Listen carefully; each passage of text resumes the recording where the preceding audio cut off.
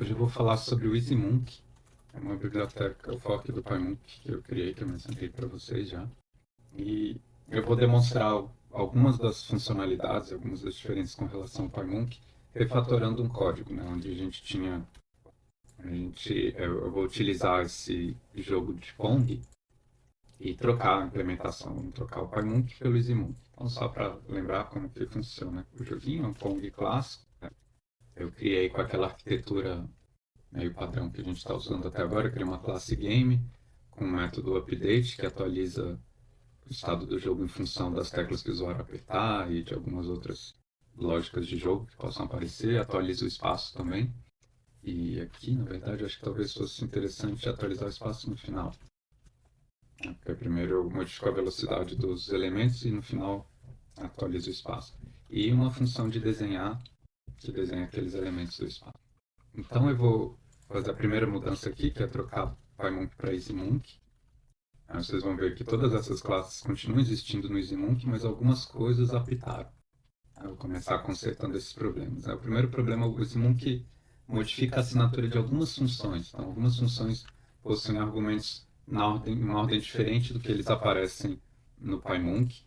Eu, às vezes, acho a escolha da ordem dos argumentos no PyMonk um pouco artificial, porque ela reflete a biblioteca C que está por trás, que é o SheepMonk. E C não é Python, né? Então tem algumas situações, por exemplo, Python tem a noção de argumento opcional, C não tem. Precisa passar sempre todos os argumentos da função para a função. Então, em situações onde não, se a ordem dos argumentos não importa muito, no Python importa. Por exemplo, para criar um shape do tipo círculo, eu acho que faz mais sentido deixar o body, que é um argumento opcional, como opcional. Então, no caso aqui no EasyMonk, ele é um argumento nomeado opcional. Você pode criar um shape que não está atrelado a nenhum body, ou pode passar o body, que nem eu fiz aqui, mas ele aparece como um argumento opcional nomeado. Mesma coisa aqui. Tá, esse é o motivo desse erro. E, finalmente, essa função aqui não existe mais, ela mudou de nome, na verdade. Os polígonos possuem algumas funções para criar novos polígonos a partir de outros parâmetros ao invés da lista de vértices. Esse box recebe uma tupla com a largura e altura de uma caixa retangular. E também body eu passo como argumento nomeado opcional. Tá? Feitas essas pequenas mudanças, agora a gente já tem um jogo rodando. E funciona da mesma maneira que o outro. Eu acho que as teclas estão trocadas. Vamos conferir aqui. Elas estão trocadas aqui, beleza. Eu esqueci do flip Y, né? Então, de trocar a coordenada Y. Então, quando eu aperto para cima, a velocidade tem que ser negativa. Quando eu aperto para baixo, positiva. Mas vamos lá. É uma pequena mudança. Existem várias outras facilidades que o EasyMonk fornece com relação ao PyMonk. E acho que a gente pode dividir essas facilidades em métodos diferentes de criação de objetos, de renderização desses objetos e também de criação de restrições entre os objetos. Eu não vou discutir muito esse último aspecto, porque esse joguinho não usa nenhuma restrição e é algo que a gente só começou a discutir agora no conteúdo da matéria. Então, eu vou enfatizar mais nesses dois outros aspectos. Como que cria bodies e shapes no EasyMonk, né? Outras maneiras alternativas e mais simples de criar esses objetos. E depois como que a gente integra com o Pixel em termos de renderização e também de criação de objetos. Então, eu vou começar refatorando esse código aqui, que cria uma bola. Então, a primeira coisa é o seguinte, o EasyMonk aceita todos esses atributos que eu poderia especificar nos bodies como argumentos opcionais no construtor do body. Então, eu posso passar a posição diretamente aqui, e assim como elasticidade e densidade. Tá? Então, eu posso passar esses dois aqui para dentro. E aqui eu crio os dois objetos passando diretamente esses argumentos. Tá? Dá para fazer a mesma modificação aqui no segments. Eu posso passar a elasticidade como argumento opcional. E no player, eu posso passar a posição para o body e a elasticidade para o polígono. Tá, isso economiza algumas linhas, mas não tem nada de muito fantástico. Tudo continua funcionando normalmente. Certo, vamos continuar. Dá para simplificar ainda mais esse código de criação. Uma coisa que eu não gosto muito do PyMonk é a necessidade de criar os objetos e depois adicioná-los a espaço. é fácil esquecer dessa etapa, então é fácil esquecer de adicionar os objetos no espaço, eu tenho que adicionar os bodies e os shapes. Então o EasyMonkey tem uma facilidade aqui que se você adicionar um body, ele já adiciona os shapes atrelados àquele body automaticamente. Então isso é uma pequena simplificação, que eu não posso fazer isso porque o body já tinha sido criado. Não preciso adicionar aquele shape, ele adiciona automaticamente todos os bodies associados aos shapes dos objetos. Para ver que as colisões continuam funcionando normalmente. Tá, mas não só isso, existe uma função, todo body no EasyMonkey possui funções para criar shapes já atrelados a ele. E, na verdade, de forma parecida, o espaço também possui funções para criar bodies. Então, eu posso criar um body aqui usando self.space.createBody. Isso já cria um corpo atrelado àquele espaço. Tá? Eu criei a bola, e esse body que representa um player também posso criar da mesma maneira. Então, a ideia aqui é tentar minimizar o número de chamadas para essa função space.l. Ou melhor, tentar utilizar a biblioteca de uma maneira onde a gente praticamente nunca precisa chamar essa função. É uma função que é fácil esquecer da existência dela e causar bugs chatos de debugar. Tá? Então, eu posso criar o body aqui. Da mesma maneira que o space possui uma função para criar body, os bodies possuem funções para criar shapes atrelados a eles. Então, eu posso criar o self.ball, create circle.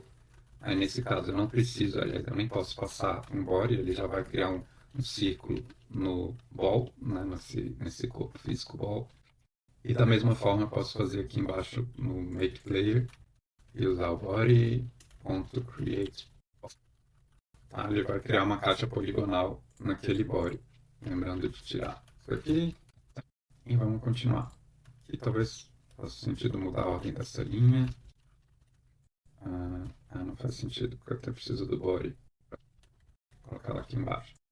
E finalmente, top e bottom podem ser criados diretamente a partir do space body. Então eu vou fazer o seguinte, vou criar uma pequena referência aqui, uma referência ao corpo estático do espaço, o corpo estático padrão do espaço. E aqui a gente vai criar esses dois elementos diretamente a partir desse body. Create segment. Não preciso mais passar o body. E também não preciso adicionar esses segmentos ao espaço, porque ele já adiciona automaticamente.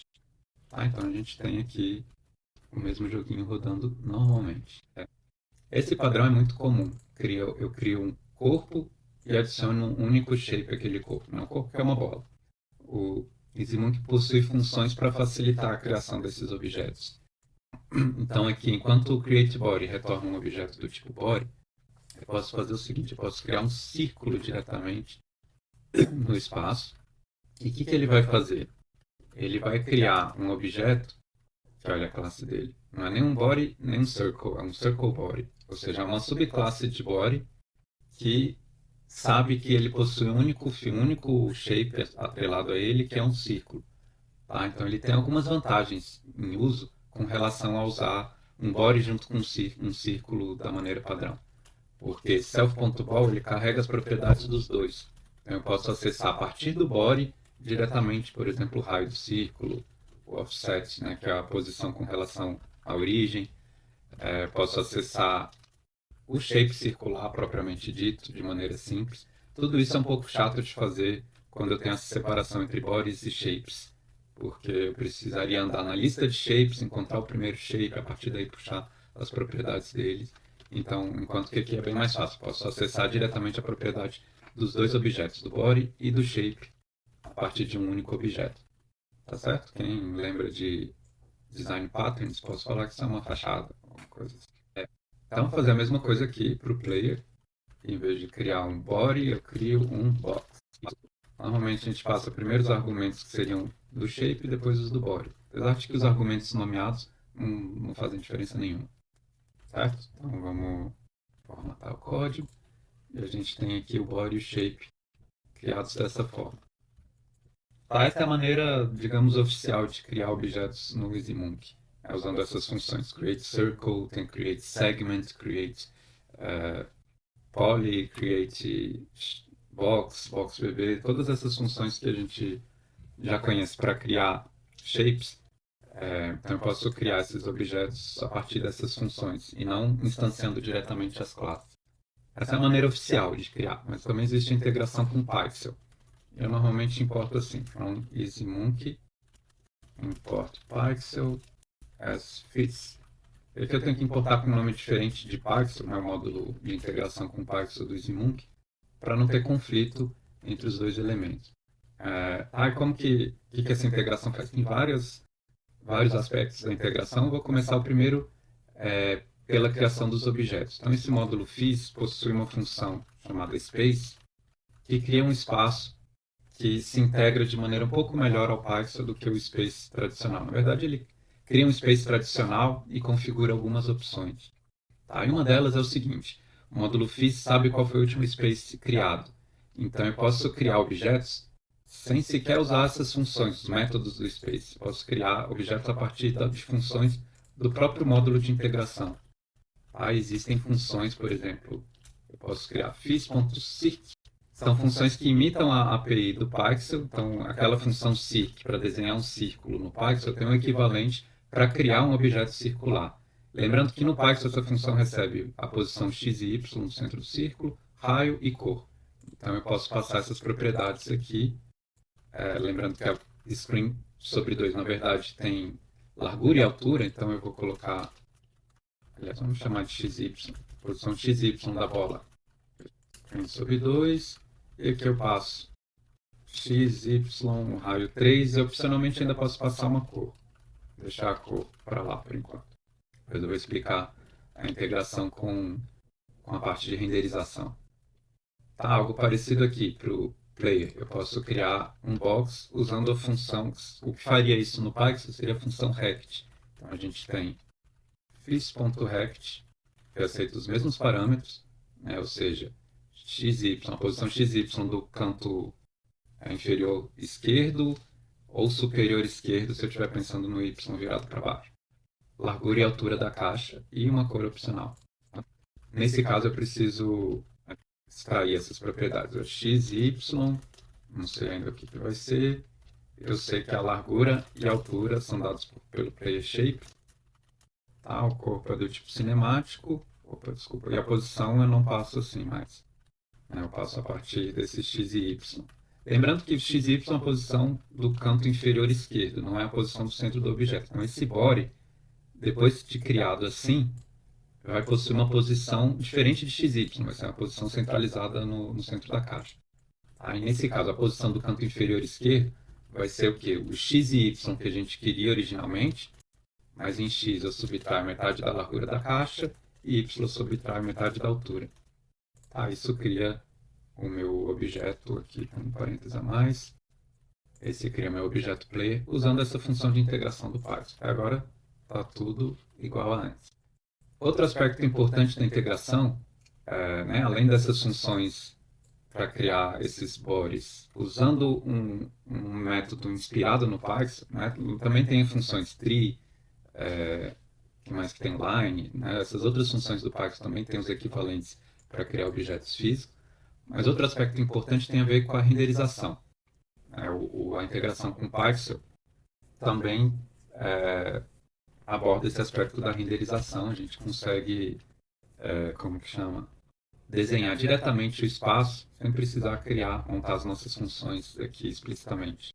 Então eu posso fazer o seguinte: esses espaços criados com a função space possuem um método self.space.draw, não é draw ou debug draw, os dois, que desenha o espaço na tela. Agora a gente perde o controle sobre as cores e alguns aspectos importantes, mas enfim,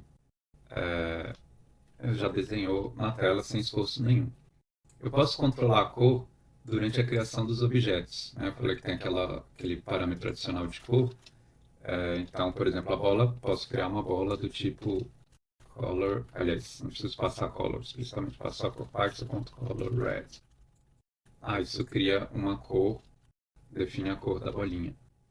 Tem outras maneiras também de controlar a renderização. Eu posso usar o Space Draw, mas eu também tenho algumas funções. Tem a função FizDraw, que desenha na tela algum objeto físico do PyMonkey, do EasyMonkey. Então eu posso desenhar os players, a bola, posso desenhá-los explicitamente. Uma outra maneira de controlar a renderização, né? A renderização de um space, eu também posso desenhar um space, né? Por exemplo, space. Basicamente faz a renderização a partir dos fios. Então, quando eu executo o draw space, ele vai executar essa função draw em todos os bodies do space, daquele espaço. Em cada body ele executa a função para cada shape e assim por diante. Mas vamos manter assim.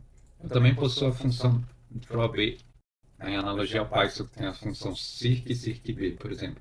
Um desenha o círculo cheio e outro desenha somente a borda. Então, o drawB desenha os objetos, mas somente a borda.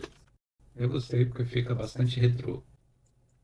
Então, a gente tem esse controle mais fino sobre a renderização, mas tem algo ainda melhor. Eu posso criar uma câmera usando fis.camera e usar as funções de renderização da câmera. Por enquanto, elas não teriam vantagem nenhuma. Em vez de usar esse fis.drawB, por exemplo, eu usaria self.camera para desenhar esses objetos. Então, a câmera tem as mesmas funções de renderização, mas tem algo importante aqui, que é o seguinte: a câmera, eu posso não só modificar a posição para onde ela está apontando. Então, por exemplo, no update, eu posso eu posso andar para a direita um pixel por frame, por exemplo. Isso vai deslocar, né, meu ponto de vista e deixar o jogo praticamente impossível de ser jogado. Eu também posso pedir para a câmera seguir um elemento. Esse elemento, na verdade, é um vetor. Então, por exemplo, posso pedir para ela seguir a posição da bola. Não sei porque ele reclamou. E agora ela está... Ixi, é muito difícil jogar assim, seguindo a posição da bola. Além disso, eu posso fazer o seguinte: eu posso colocar aqui uma tolerância na maneira como ela segue essa bola, de forma que ela tenta centralizar aquele vetor, mas dá uma margem de manobra, nesse caso aqui, 64 pixels para a esquerda para a direita e 32 para cima para baixo. Então ele tem que estar, a câmera vai ficar centralizada nesse ponto, mas com uma margem de tolerância que permite ela sair um pouquinho do centro. Não vou fazer isso porque o jogo fica injogável. Outra coisa interessante das câmeras é que eu posso usar esse argumento durante a criação da câmera, flip Y. O que o flip Y faz? Ele inverte a direção de Y. Como no caso do Python, o Y é invertido com relação à convenção matemática, se eu inverter o invertido, eu volto para o Y tradicional, para cima. Então, quando eu faço isso, ele inverte a renderização. Aqui a gente não vai conseguir ver direito, porque o Pong é simétrico. Mas eu juro para vocês que as setinhas estão trocadas. Quando eu aperto para cima, ele vai para baixo. Se eu aperto para baixo, ele vai para cima. Porque agora eu destroquei o Y e o meu update player, tá vendo? Quando eu aperto a tecla para cima, originalmente estava criando uma velocidade negativa.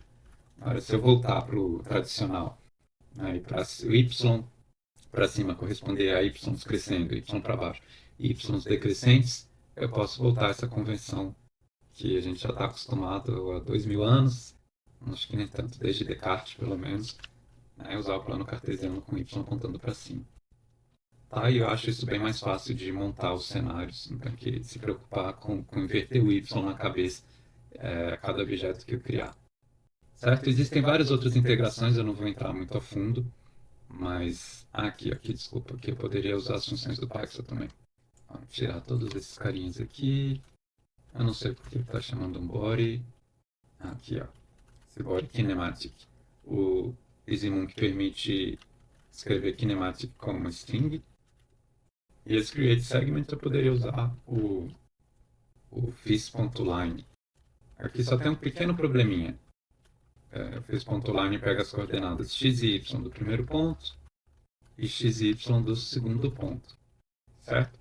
O probleminha aqui é o seguinte: por padrão, fis.line vai criar um novo body que sequer é estático, um body dinâmico. Então, o que vai acontecer? Quando a bola bater na margem, a margem pode se mover e foi embora, porque ela não é um corpo estático. Então, eu poderia colocar um body type static para impedir esse movimento.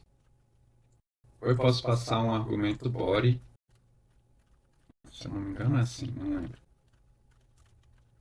para criar essa linha já atrelada a um body que já existe. Eu tenho que bater de novo lá embaixo e funcionou.